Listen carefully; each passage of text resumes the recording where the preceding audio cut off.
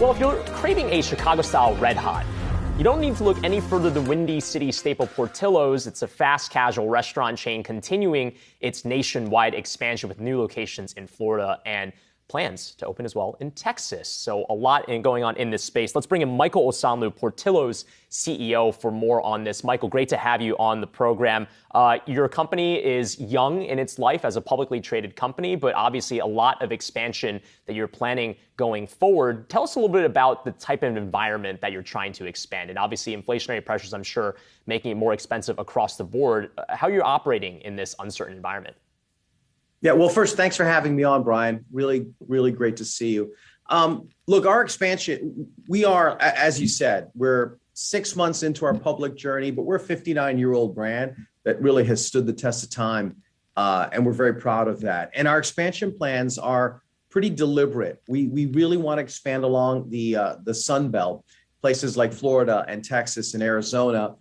We have found, as we've gone into Arizona and to Florida, where we now have some scale, that our food works great. The experience is something that delights our guests, and we think our brand resonates in those markets. And as you said, we're excited to go into Texas in the fourth quarter.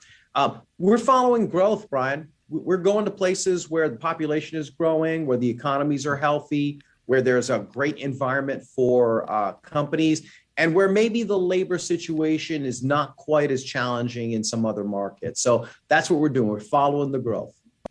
Michael, it's Akiko here. I'm sad to say I've yet to try a Portillo's. One of these days I'll get there. But let me just ask you about the cost pressures that you're experiencing. Obviously, this is something we've heard from, every single company. But how has that weighed on your bottom line, and how are you adjusting right now?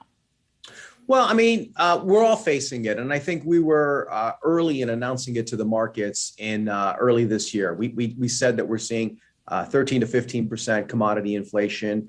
That's what we've been seeing. We saw that in the first quarter. We think the second quarter is going to be consistent with that. What I would say is we're resilient and we're handling it well. We have a lot of demand for our business. We know that we're selling more sandwiches, which makes me feel confident that we have more guests eating our food. I think you've got to be really careful as a restaurant brand and a consumer brand, how aggressively you price and how much pricing you pass on to the consumer. We're pricing just behind inflation, but we'd like to make sure that we're taking care of our guests and that they feel a lot of value and choose Portillo's in what's becoming a recessionary environment. Michael, you were talking just earlier about, some of the growth areas and geographies of the United States that you want to go into. And you mentioned that it might be areas that where the labor situation is going to be a little bit easier. Can you just expand a little bit what you mean by that? You're talking about the inability to fill some of these roles given the labor shortage that we're seeing. Is it because areas like Texas and Florida actually have a better labor situation? What do you mean by that? Yeah, so anecdotally, I don't know if this is what everyone experiences, but I'll give you an example. We opened in St. Petersburg, Florida, several weeks ago now. And as we were hiring for St. Petersburg, a typical Portillo's is going to have, 100 to 110 staff and, anywhere from 30 to 40 people on shift at any one time. We're a big business with lots of people. We staffed up in St. Petersburg with no problem. We hired 125 people, really, and we're not, I think sometimes you can hire people and you're hiring anybody who walks in. We're very selective. We want people who live our values, family, energy, greatness, fun. And so we have a pretty high bar on what we look for. And we had no problem hiring in St. Petersburg. Great people. It gave our guests an amazing experience as we've opened up. And so we're going to open 2 more restaurants in Arizona. Early signs are hiring is going to be very doable for us. We're hiring great people. Now, we pay a very fair wage. We pay at or above the market. So in Florida, it's over $15. In Arizona, it's $16 to $17 an hour. But we've been fortunate, Brian. We've been very fortunate in getting great talent. Michael, finally, you got us all talking here in the office yesterday about plant-based hot dogs. Yeah. What's the market for that?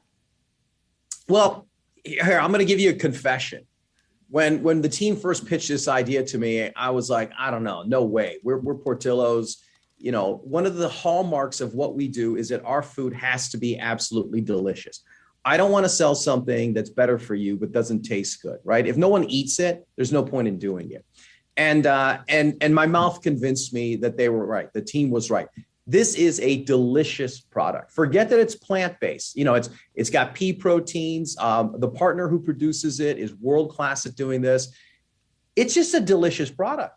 And if there are times when you want, you're a flexitarian or a vegetarian or a vegan and you want something a little different, this is delicious. It tastes as good as any of our hot dogs.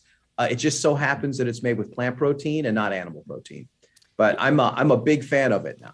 Well, and of course, the Chicago dog, it's all about the toppings as well. It's not just about that, although I think Akiko and I will probably have to make a trip out to Chicago to give that a try. Or St. Petersburg. We can go to any of those locations. A little closer. Yeah, exactly. Michael Osanloo of Portillo's, thanks so much for joining us this morning. Really appreciate it.